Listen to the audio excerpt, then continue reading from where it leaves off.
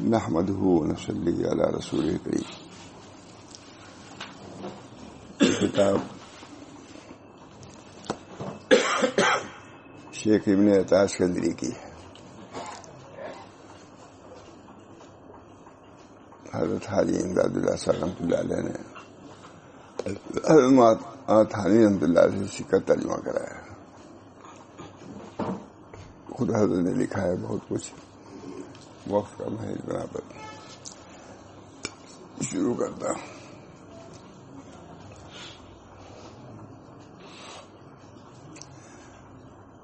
شیخ لکھ رہے ہیں، اس کا ترجمہ ہے: بعد حمد و صلات کے اے بھائی. تھانی ترجمہ کر رہے ہیں. بہت مہینوں سے سنا رہا ہوں مولانا، روزانہ نہیں لیکن کئی کتنے مہینے سے ختم ہی نہیں ہو رہی کتاب. ترجمہ بھی خوب کیا. دیوبند کے سب سے بڑے ادیب انہوں نے کہا کہ یہ ترجمہ اس کا بات تھانوی کر سکتے تھے. یہ کتاب تو ہم کو ملی بھی نہیں تھی، ملی لیکن سال بھر سے ہاتھی میں سال میں دو دن کی بات سناتے ہیں. اس کو کہاں تھا سنا. بسم اللہ الرحمن الرحیم. بعد حمد و صلات کے اے بھائی، اس بات کو جان لے اللہ تعالیٰ تجھے اپنے عاشقوں میں بنا دے. دعا بھی کیا تھانے نے کس درد سے ترجمہ کیا ہے اس کا. سال میں تو ہو گیا وغیرہ سناتے ہیں. بعد حمد و صلات کے اے بھائی، اس بات کو جان لے اللہ تعالیٰ تجھے اپنے عاشقوں میں کر دے اور تجھے اپنے قرب نصیب اور تجھے اپنا قرب نصیب کرے. اللہ ہم سب کو لے گے، اس سے بڑھ کے کوئی. اور تجھے اپنا قرب نصیب کرے اور اپنے مستوں کی محبت کی چاشنی تجھے چکھائے. مستوں کا ترجمہ کیا جس انداز کتاب اسی ترجمہ بھی ہے. میں نے کہا علماء سم لگ گیا تھا. میں نے کہا کہ حضرت ترجمے ہی پر میں نے زور دیا تھا. بہت علماء ہی تھے وہاں اور طلبا تھے. میں نے کہا ترجمہ کوئی معمولی چیز نہیں ہے. آپ ایسی استعداد پیدا کیجیے کہ ترجمہ کر سکیں. اور ایک کتاب کا ترجمہ آپ کے والد صاحب نے کیا ہے. علی میں نے لکھا کہ وہ نہ مشق ترجمہ معمولی چیز تھوڑے ترجمانی ہے. جی اللہ تعالیٰ. تو میں نے کہا کہ حضرت یہی تھا. میں نے کہا حضرت تھانوی کا ایک مسلک اشرفیہ نام بھی ہے، انہیں کی طرف منسوب بھی ہے. یہ کتاب بھی میں لایا ہوں، اسی سنا رہا ہوں. اب دوسرا مضمون سنا ہے لیکن بہت. میں نے کہا ترجمہ کے اتنا اطمینان تھا حضرت حاجی امداد اللہ صاحب کو کہ اتنی مشکل کتاب کو دیا مولانا تھانوی کو کہ ترجمہ کر لیں گے. آپ بھی اپنے اندر اتنی استعداد پیدا کیجیے، مشائخ کو بھی اطمینان ہو جائے کہ آپ ترجمہ عربی کی یا مضامین کی پوری مطلب کہ اس کو سمجھا سکیں گے، تفہیم کر سکیں. بعد حمد و صلات کے اے بھائی، اس بات کو جان لے اللہ تعالیٰ تجھے اپنے عاشقوں میں کر دے اور تجھے اپنا قرب نصیب کرے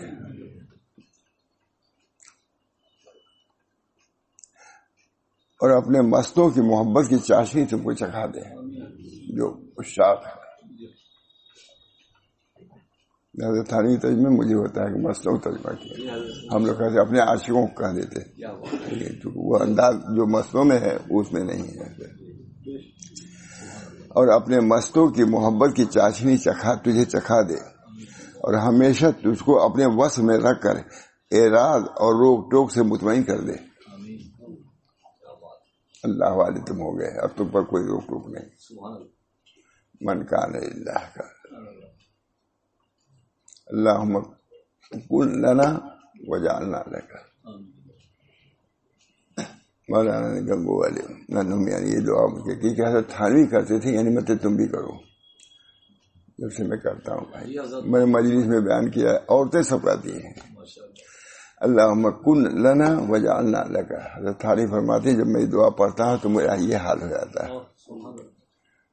اللہم کن لنا وجعلنا، عربی میں اللہم ارضنا ورضعنا، اللہ ہم کو راضی کریے، آپ راضی ہو جائیے۔ سب سے مقام عالی مقامات سلوک میں رضا ہی کا ہے، صحابہ کو ملے رضی اللہ عنہم ورضوا، اس تک پہنچنا ہے ہمارا۔ دعا کرو ہم لوگ آسانی سے، ہم اپنی کوشش سے کیا پہنچ سکتے ہیں۔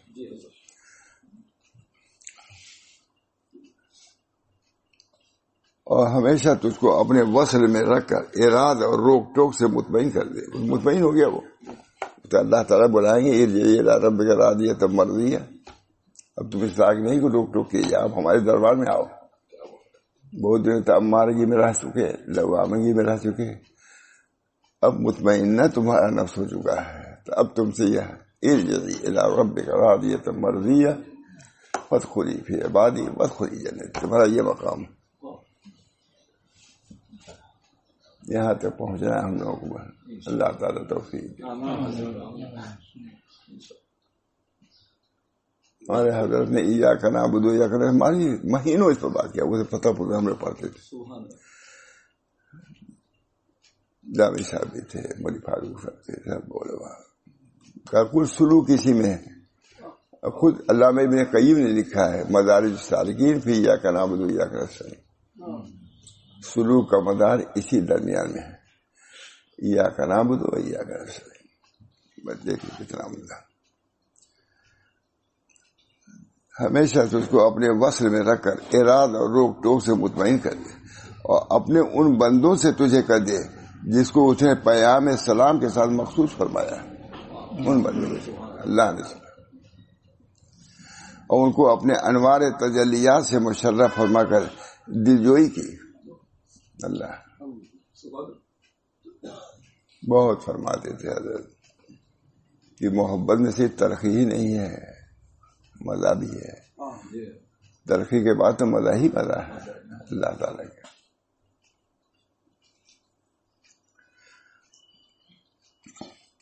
اور ان کو اپنے انوار تجلیات سے مشرف فرما کر دلجوئی کی، جبکہ یہ سمجھ کر شکستہ دل ہو گئے تھے کہ ان آنکھوں سے دیدار نہیں ہو سکتا، تب تک نہیں ہوگا۔ اور ان کے لیے دروازے باقرب کے کشادہ فرما کر ان کے قلوب پر اپنے قرب کی خوشبودار ہوائیں چلا دی۔ اللہ ان میں سے ہم کو کر دے، آمین اللہم آمین۔ ان کے قلوب پر اپنے قرب کی خوشبودار ہوائیں چلائیں اور ان کو تقدیر ازلی کا مشاہدہ کرا دیا۔ اس لیے انہوں نے اپنا کلی اختیار اس کے حوالے کر دیا۔ یہ ہمارا مہربان لطیف ہے، کریم ہے، انہوں نے تم کو نوازا، تمہارے دل کو ایسا بنایا کہ دل راضی ہو گیا حوالے کرنے پر اپنے کو۔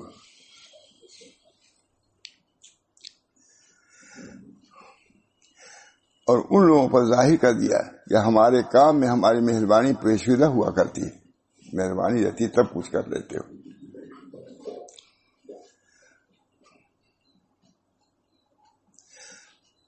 اس کے معلوم ہونے کے بعد انہوں نے جھگڑا اور عناد چھوڑ دیا، کیا کسی سے کیا لڑے، نہ عناد ہے، اللہ ہی کو ہو کے رہ گئے، ان کو فرصت ہی نہیں کہ گھر کی طرف توجہ کرے۔ اسے معلوم ہونے سے انہوں نے جھگڑا اور عناد چھوڑ دیا اور اس کے حکم کے مطیع ہو گئے، کسی سے نہیں، میں ہوں آ سکے غیر میرے خانے دل میں کیسے، یہ خیال ہے دیکھو دلدار ہے دربار بنا، حضرت حاجی صاحب سے جھگڑا چھوڑ دیا۔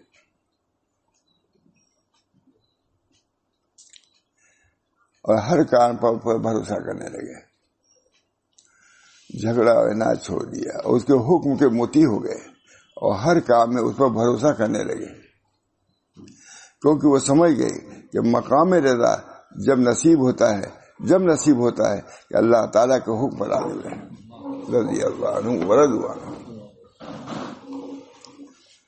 کیونکہ وہ سمجھ گئے کہ مقام رضا جب نصیب ہوتا ہے یہ حق تعالیٰ کے حکم پر راضی ہو جائے، اور جان گئے کہ کھلم کھلا بندہ ہونا جب میسر آتا ہے کہ اس کو تقدیر کو مان لیا جائے، جو ہے سب راضی ہم راضی ہیں،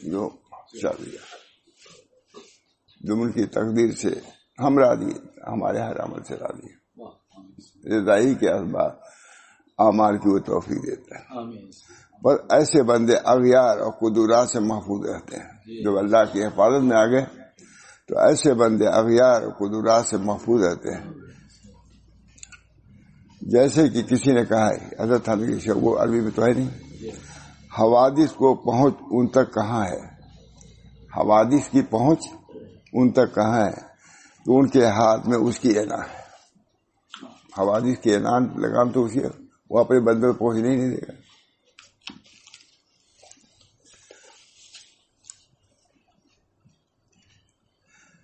ان پر اللہ تعالیٰ کا حکم، اللہ تعالیٰ کے احکام جاری ہوتے ہیں، اور وہ لوگ اس کی عظمت کے آگے دبے رہتے ہیں، جو ہر چیز دوست میرا سرنے کو، اور وہ لوگ ان کی عظمت کے آگے دبے رہتے ہیں اور ان کے حکم کے سامنے گردن جھکائے رہتے ہیں، جو ہو ہر حال میں راضی۔ حضرت تھانوی کا یہ حال، گھبراتے نہیں، ہٹو جو ہوگا دیکھا جائے، آنے دو، منہ تو قبرن تو منہ تو کیوں ہو گئے، کوئی بات کوئی گھبرا کے رضا بے خبر، جو کچھ سب ٹھیک ہے۔ حضرت تھانوی کو خاص مقام حاصل ہے،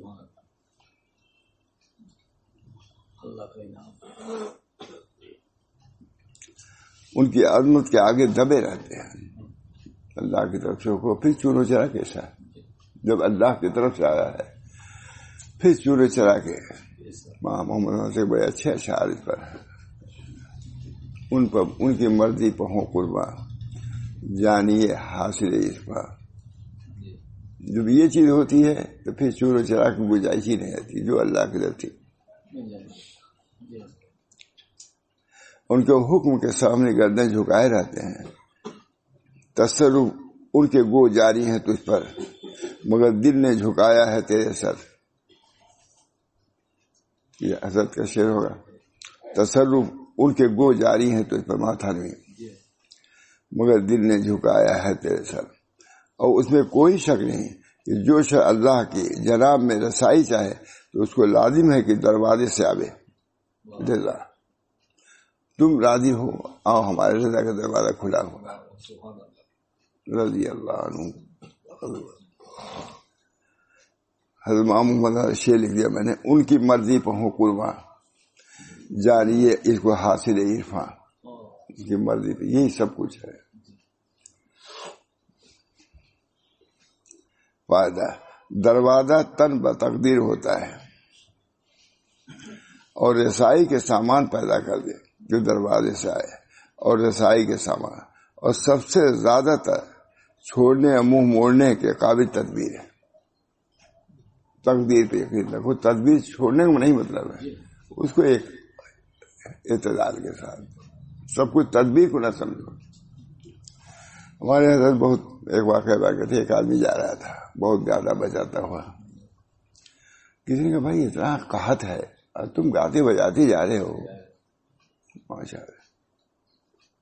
تو اس نے کہا کہ تم کو نہیں معلوم، درویش نے کہا کہ اتنا قحط ہے، سب دنیا پریشان ہے قحط سے، تم گاتے ہیں۔ کہا تم کو نہیں معلوم کہ میرے مالک کے کوٹھی میں اتنا گیہوں بھرا ہوا ہے، مجھ کو کیا پرواہ ہے۔ ان کو وضع آ گیا، چیخ نکل گئی۔ کہا اللہ کے خزانے پر تم کو یقین نہیں جتنا اس ملازم کو یقین ہے اپنے مالک پر۔ تمہارے مالک پر سب کچھ ہے اور تم پریشان، اس کے پاس چند من گیہوں ہوگا، اس پر نازا یہ تک۔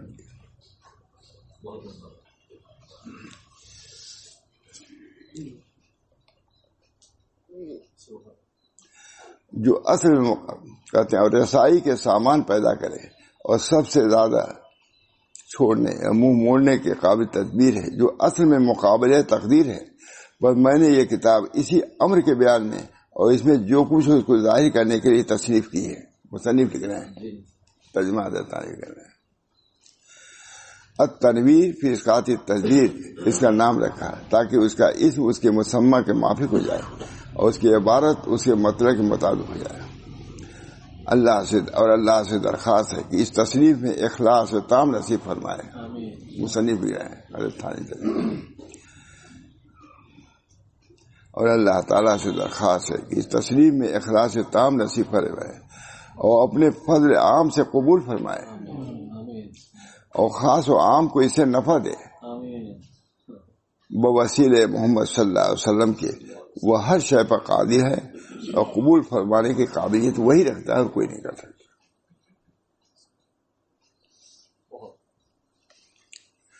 بہت اسی پر ہی ہے، بہت کچھ لکھا ہے.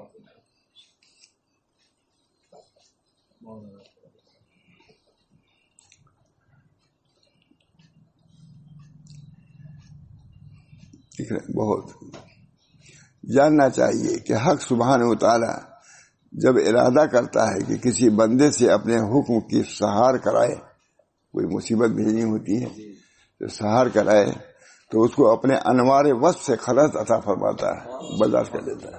کسی مصیبتیں حضور پائیں، صحابہ پائیں، ادھر سے عنایت، تقویت، تسلی.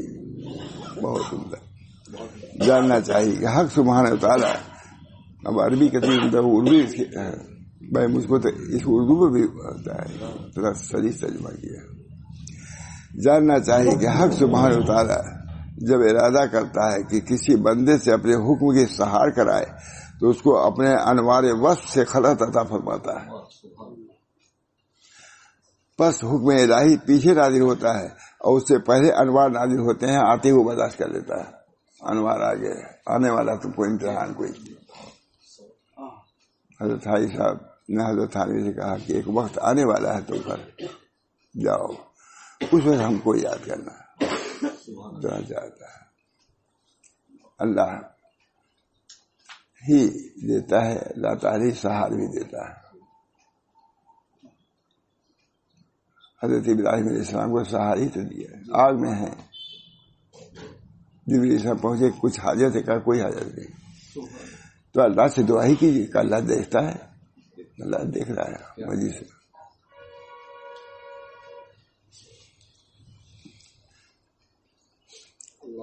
وہ حکم الہی پیچھے نازل ہوتا ہے، سہار پہلے آتا ہے. سہار صبر قوت دے دیتے ہیں کہ برداشت کرنا ہے تم کو، جب بھی منزل تک پہنچو گے.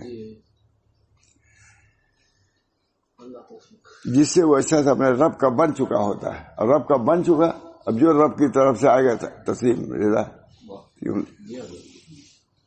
رب کا بنو سب آسان. اس سے پہلے انوار نازل ہوتے جن سے وہ شخص اپنے رب کا بن چکا ہوتا ہے، اپنا نہیں رہا، بس وہ اس کی گرانی و شدت پر کبھی وہ صابر ہو جاتا ہے. وہ اپنا ہے ہی نہیں ہوتا، اللہ کا ہو گیا تو اللہ کی طرف سے جو ہے کرا دی.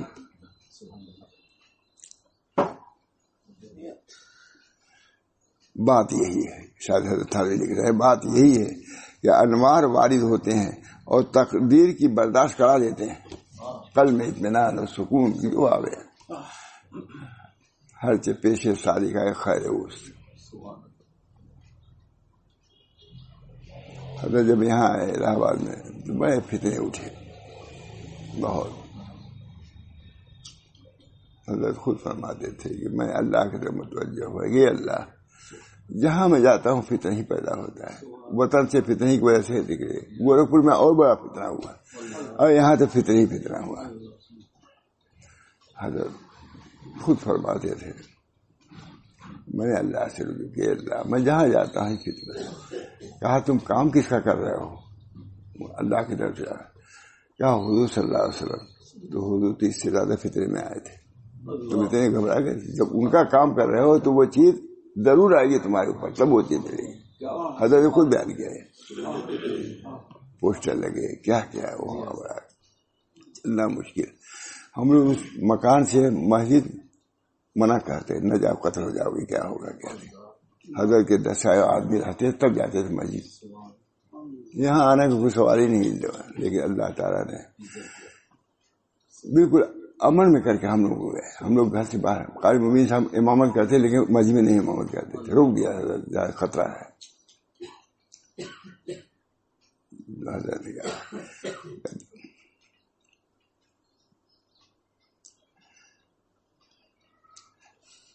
بس حکم الہی پیچھے نازل ہوتا ہے اور اس سے پہلے انوار نازل ہوتے ہیں, جس سے وہ شخص اپنے رب کا بن چکا ہوتا ہے, اپنا نہیں رہا. بس اس حکم کی گرانی و شدت پر کبھی وہ صابر ہو جاتا ہے.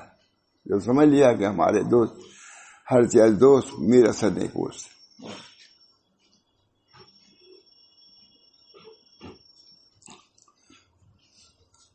تو بہت ہی آگے لکھتے ہی چلے جا رہے ہیں.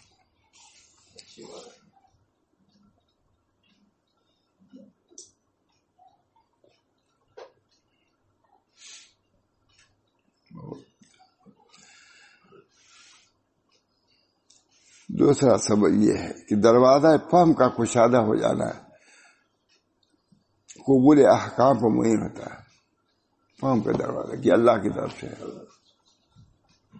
بس صبر کرنا آسان ہو جاتا ہے. جاننا چاہیے جب اللہ تعالی جاننا چاہیے کہ جب اللہ تعالیٰ اپنے بندے پہ کوئی حکم وارد فرماتا ہے اور دروازہ فہم کا اس پر کشادہ کر دیتا ہے تو یہ بتلا دیتا ہے کہ حق سبحانہ وتعالیٰ اس حکم کو قبول کرنے کو چاہتا ہے. قبول کرو, کوئی مصیبت ہے تو پہلے اس کو تسلی دیتے ہیں کہ یہ مصیبت آئے گی, اس کو برداشت کرنا ہے. یہ لکھ رہے ہیں جاننا چاہیے جب اللہ تعالیٰ اپنے بندے پر کوئی حکم وارد فرماتا ہے اور دروازہ فہم کا اس پر کشادہ کرتا ہے تو یہ بتلا دینا کہ حق سبحانہ وتعالیٰ اس حکم کو قبول کرنے کو چاہتا ہے. اور یہ اس طرح ہے کہ فہم تجھ کو خدا کی طرف دی جاتی ہے, اس کی ترغیب دیتی ہے, اس پر توقع کراتی ہے. اللہ تعالیٰ میں یہ توقع اللہ کو اللہ تعالیٰ ہی توفیق دیتے ہیں کہ سب اللہ. جب توفیق مل گئی تو اب جو کچھ آئے برداشت اسی کرے. آتے آئے میں یہ توقع اللہ, لیکن یہ توقع جو اللہ ہی کی طرف سے آتا ہے اس کے دل کو مضبوط کر دیا جاتا ہے. وہ میں یہ توقع اللہ کو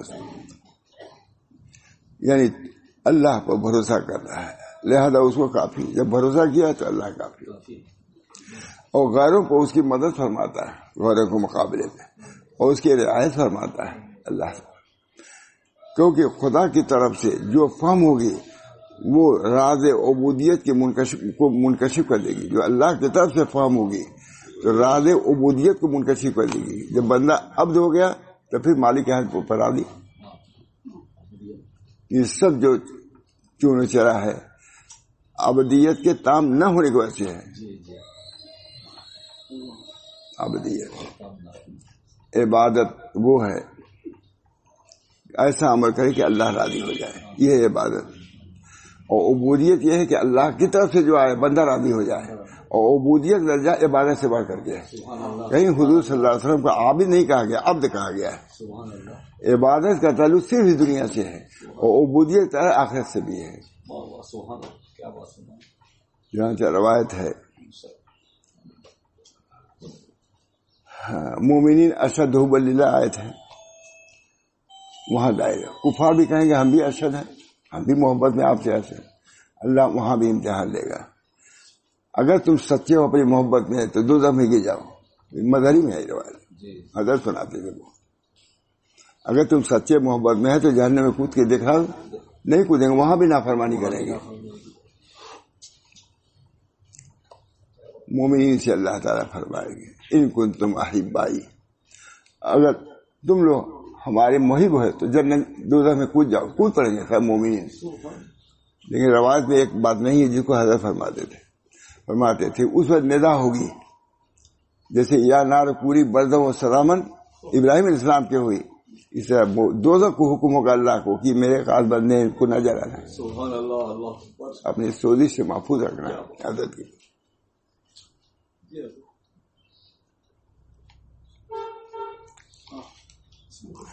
منکشف عبودیت منکشف بہت بڑی ہے. اب عابد وہ ہے ایسا عمل کرے جس سے اللہ راضی ہو جائے. عبد وہ ہے کہ اللہ کی طرف سے جو کچھ آئے راضی ہو جائے. یہ عبد کا مقام. عبادت میں تو اپنا دخل ہے، ماتھانی لکھا کہیں عبادت میں اپنے عمل پر نظر رہتی ہے، لیکن وہاں اپنا عمل نہیں ہے، خدا کی طرف سے ہے اور پھر راضی ہو گیا. یہاں تو ایک سوچ سمجھ کے ایک عمل کیا، نماز پڑھا، تو اپنے ایک دخل ہے اختیار کا. اور جو اللہ کی طرف سے کوئی مصیبت آتی اس میں کوئی اپنا دخل نہیں، اس پر راضی ہو گیا تو یہ بڑھ گیا عبودیت.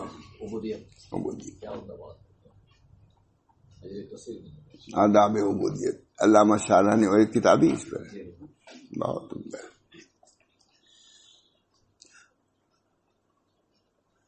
کیا تم کو نہیں معلوم کہ اللہ کافی اپنے بندے کو؟ یہ یقین کرو.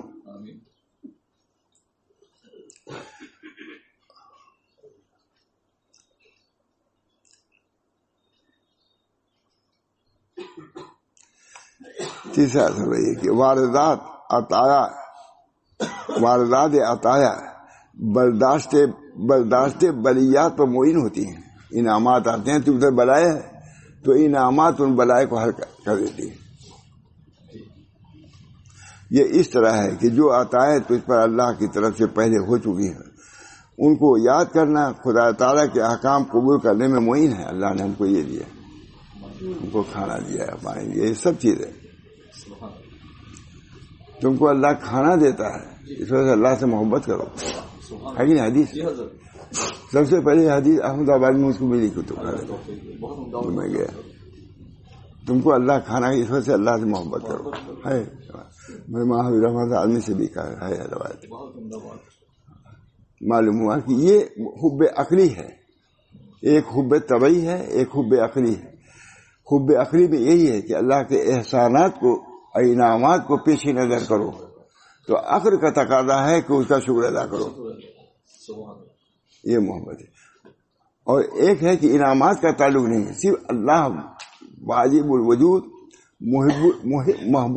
محبوب جہان، اس وجہ سے ہم محبت کریں. یہ محبت طبعی ہے، طبیعت بن جائے. جب حب عقلی پر عمل کرتا ہے آدمی تو حب طبعی اللہ نصیب دیتا ہے، وہ اپنے اختیار کی چیز ہے، یہ غیر اختیار. لیکن محبت عقلی پر چلتا ہے، عقلی کے کو کھلایا. الانسان عبد الاحسان یوں ہی بولتے ہیں، عبد الاحسان علی. تو اللہ تعالیٰ نے جو کھانا کھلایا ہے تو اسے احسان کیا، تو عقل کا تقاضا ہے کہ اسے محبت کرو. اور بہت سی نعمتیں جو تم کو دی ہیں تم کو معلوم نہیں، اس پر شکر ہے. یہ محبت طبعی محبت. ہمارے حضرت فرماتے تھے کہ حضرت شاہ انور صاحب فرماتے تھے کہ صحابہ کو محبت طبعی حاصل تھی. اور اس کی مثال دیتے تھے شاہ صاحب کہ ہر چہار طرف سے تیر آ رہے تھے. ایک صحابی تھے ہر تیر کو لے لیتے تھے، آنے نہیں دیا حضور پر. کہا ہر صحابی کو حضور عقلی نہیں طبعی، ورنہ آنکھ جھپک سکتی ہے. یہ تیر آ رہا ہے، آنکھ جھپک سکتی ہے اور حضور کو لگ سکتی تھی. یہ شاہ صاحب مثال بہت بیان کرتے تھے ماشاء اللہ طبعی پر. حضرت شاہ انور صاحب یہ بتاتے تھے کہ صحابہ کو عقلی ہی نہیں طبعی محبت، جیسے ماں باپ سے محبت ہوتی اسی محبت کی، اس سے آ رہا. ہر چہار طرف سے تیر آ رہے تھے مگر ایک تیر بھی حضور کو لگنے نہیں دیا، چھلنی ہو گیا. اللہ تعالی ہم سب لوگ جب محبت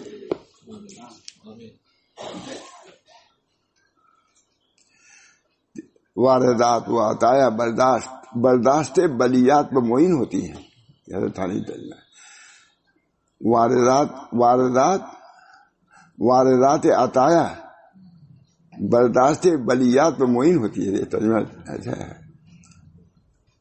یہ اس طرح ہے کہ جو عطائیں تجھ پر اللہ کی طرف سے پہلے ہو چکی ہیں ان کو یاد کرنا خدا تعالیٰ کے احکام قبول کرنے میں معین ہوتا ہے. تم کو کھانا دیا، شکم مادر میں تم کو دودھ دیا، غذا دیا.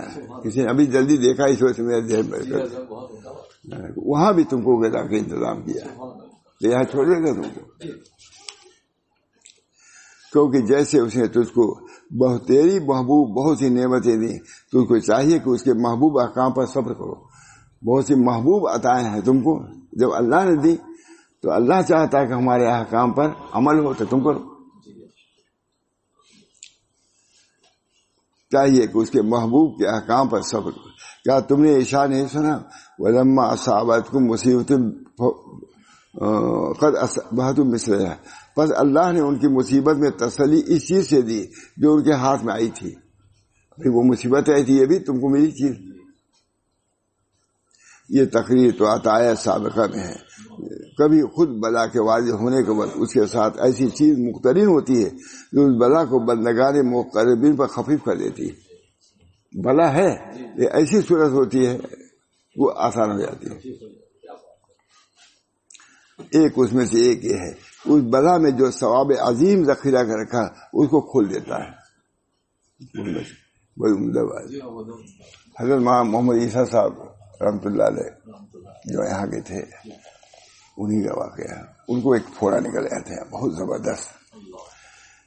وہ لکھا ہوا کتابوں میں تھوڑا سا فرق سے لکھتے ہیں، حضرت پھوڑا تھا۔ ڈاکٹر نے کہا کہ یہ ٹانگ کاٹی جائے گی۔ نہیں، معیشہ صاحب نہیں، امرتسر والے مولانا محمد حسن صاحب نام نے ان کا تھا، بہت بیان کرتے تھے یہ کہ کاٹی جائے گی۔ ڈاکٹر نے کہا کہ ہم بے ہوش کریں گے تب کاٹیں گے، ورنہ آپ برداشت نہیں کر سکیں گے۔ حضرت فرمایا نہیں، آپ کاٹیے، ہم جو کہہ رہے کہ کاٹا، کاٹ دیا، کہا کر گیا۔ کہا کیا ہوا؟ کہا میں نے اس کے اجر کو مستحضر کر لیا، یہ سب آسان ہو گیا۔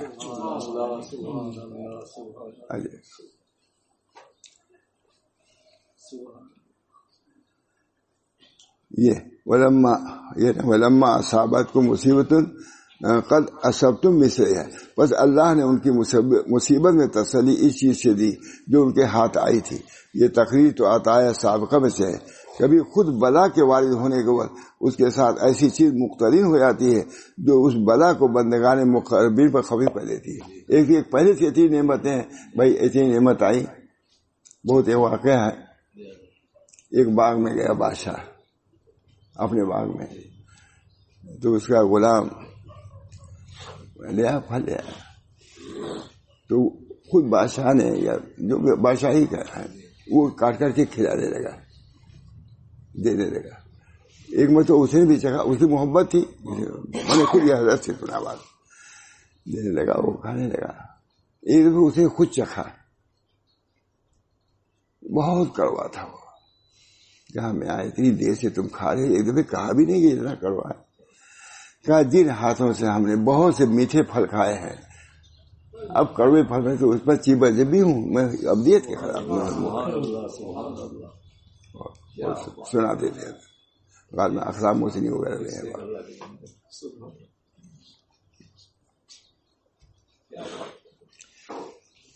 بس اللہ تعالیٰ نے ان کی مصیبت میں تسلی اس چیز سے دی جو ان کے ہاتھ آئی تھی۔ یہ تقریر تو عطائے سابقہ میں ہے، کبھی خود بلا کے وارد ہونے کے بعد اس کے ساتھ ایسی چیز مقترن ہو جاتی ہے جو اس بلا کو بندگان مقربین پر خفیف کر دیتی ہے۔ ایک اس میں سے ایک یہ ہے، اس بلا میں جو ثواب عظیم ذخیرہ رکھا ہے اس کو کھول دیتا ہے۔ یہ عزم، اسی بنا پر شیخ عبدالحق محدث دہلوی آئے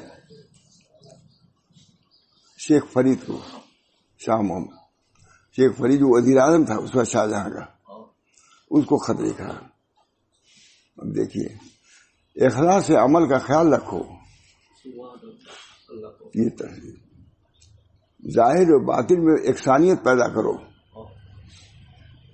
وزیر کو لکھ رہے ہیں، ایک عالم لکھ رہا ہے، شیخ عبدالحق محدث، اخلاص سے عمل کا خیال رکھو اور ظاہر و باطن میں یکسانیت پیدا کرو۔ اور تیسری سنانی ہے مجھے، اجزیہ کو بھی خیال رکھو، جزاؤں کو پیش کرو۔ اللہ چاہتا ہے کہ اعمال کے بعد جزائیں، بار بار اللہ نے ذکر کیا ہے، تو جزاؤں کو پیش رکھنا یہ بھی ابدیت ہے۔ اس کو بہت پسند کرتے ہیں، حضرت نے بہت سنایا۔ یہ بھی ایک نصیحت کیا وزیر کو کہ جو تم عمل کر رہے ہیں اس کے جزاؤں کو پیش نظر رکھو کہ ہے تو اس عمل میں مزید خوبی پیدا ہوگی، خلوص پیدا ہوگا۔ ظاہر و باطن میں یکسانیت پیدا کرو، اخلاص سے عمل کا کیا مطلب؟ پورے ہندوستان پاکستان کے بادشاہ کو لکھ رہا ہے، وزیر اعظم، شیخ عبدالحق محدث دہلوی۔ ظاہر و باطن میں یکسانیت پیدا کرو، اخلاص عمل کا خیال رکھو اور جزاؤں کا خیال رکھو۔ جزا سامنے ہوگی۔ حضرت تھانوی لکھتے تھے کہ جب میرا نفس کسی کام میں کوئی کاہلی کرتا ہے تو میں کہتا ہوں وہ حلوہ رکھا ہوا کل ہوتی ہے کھلاؤں گا، آگے نہیں ہوا تھی۔ یہ حضرت تھانوی کہہ سکتے تھے اور کوئی کہہ نہیں سکتا، جو سب چیز ظاہر کرنے والے ہوں اپنے طریق کے لیے، طریق کو سمجھانے کے لیے۔ حضرت ظہر کی نماز پڑھ رہے تھے، سنت پڑھ رہے تھے، اتنے میں معلوم ہوا کہ پیرانی صحابہ گر گئی سیڑھی سے۔ بہت واقعی مطلب بیان ہی کرتے رہتے تھے۔ حضرت تھانوی نے نیت توڑا روانہ فرماتے تھے کہ حضرت کے مخلص ہونے کی سب سے بڑی دلیل یہی ہے کہ تمام مریدین کے سامنے نماز توڑ کر کے بیوی کی خدمت کے لیے چلے گئے، کیونکہ وہ سمجھتے تھے کہ خدا میری عبادت کا محتاج نہیں ہے لیکن میری بیوی میری خدمت کی محتاج اس وقت ہے۔ فرماتے بہت کہ کوئی دوسرا پیر رہتا کبھی نہ توڑ کے جاتا، کیا ہمارے یہ کچھ نہیں، یہ مرید سب بدل ہو جائیں گے مجھ سے۔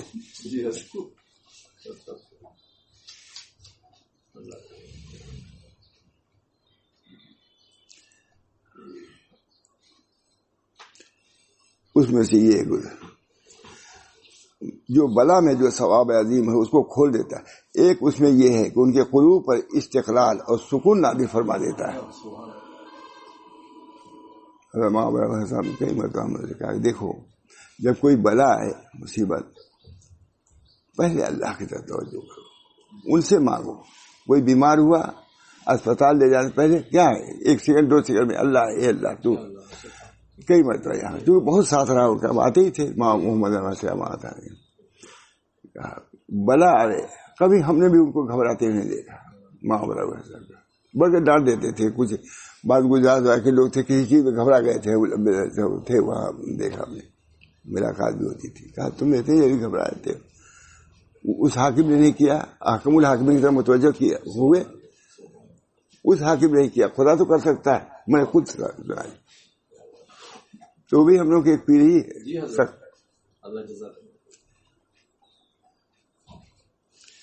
استقلال اور سکون ایک اس میں سے یہ ہے کہ اس پر دقائق لطف وارث فرما دیتا ہے، لطف و کرم اور منتیں نازل فرماتا ہے۔ یہاں تک کہ بعض صحابہ اپنے من میں فرماتے تھے اپنی خفگی اور سخت کر دے، اور بعض آدمی نے کہا کہ میں ایک بار بیمار ہوا، میں چاہتا تھا کہ بیماری نہ جائے کیونکہ مجھ پر اس میں اللہ کی امداد ہوئی اور غیر منکشف ہوا، اور اس کے سبب میں کلام کرنے کا اور موقع نہیں۔ بس ہم بھی ختم کرتے ہیں، یہ موقع نہیں ہے۔ دعا کیجیے اللہ تعالیٰ ہمارے بزرگوں کی ان باتوں سے کو اثر لینے کی توفیق دے، اور جو ان کے احوال اور مقامات ہیں اللہ اس سے بھی ہم لوگ کو حظ وافر عطا فرمائے۔ اللہ تعالیٰ ہمارے جن کی طرف ہم سب منسوب ہیں، اللہ تعالیٰ ان کے اخلاق، ان کے معمولات، ان کے اعمال سے ہم سب کو حصہ عطا فرمائے، اور اپنی عطایا سے ہم سب لوگوں کو محروم نہ فرمائیے یا اللہ۔ اپنے عطایا سے دنیا میں دین میں ہر ہم کو شاد کام فرمائے۔ ربنا تقبل منا انک انت السمیع العلیم برحمتک یا ارحم الراحمین۔